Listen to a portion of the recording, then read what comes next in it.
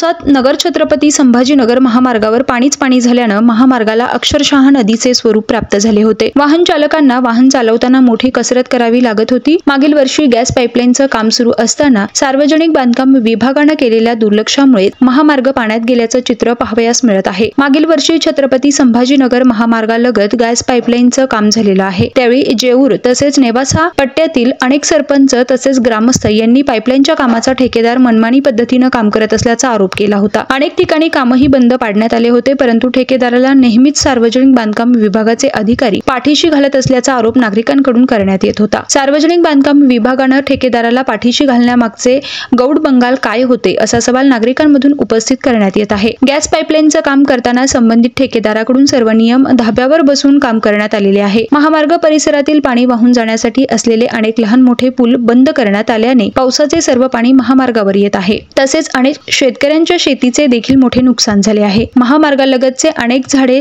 तसेच शेतकऱ्यांचा फळझाडांची देखील मोठ्या प्रमाणात कत्तल करण्यात आली होती। त्यानंतर अद्यापर्यंत झाडे देखील लावण्यात आलेली नाहीत। महामार्गावर मोठ्या प्रमाणात पाणी येत असल्यानं वाहन चालकांना वाहन चालवताना अंदाज येत नाही, त्यामुळे लहान मोठे अपघात घडतच आहेत। धनगरवाडी, जरेवस्ती, जेऊर महावितरण कंपनी चौक, जेऊर बस स्थानक परिसर, गजराज नगर परिसरात तर महामार्गावर खूपच मोठ्या प्रमाणात पाणी वाहत असते। दुभाजक दिसत नसल्यानं अपघातांची संख्या देखील वाढत आहे। गॅस पाईपलाईनच्या ठेकेदारानं बंद केलेल्या पुलामुळेच महामार्गावरून पाणी वाहत असल्याचा आरोप नागरिकांमधून करण्यात येत आहे। जेऊर महावितरण कंपनीच्या चौकातील परिसरात तर अनेक घरांनी महामार्गावरील पाणी शिरत आहे। गॅस पाईपलाईनचं काम चालू असताना सार्वजनिक बांधकाम विभागानं कामावर अंकुश ठेवला असता तर आज ही परिस्थिती उद्भवली नसती, अशी प्रतिक्रिया नागरिक व्यक्त करत आहेत।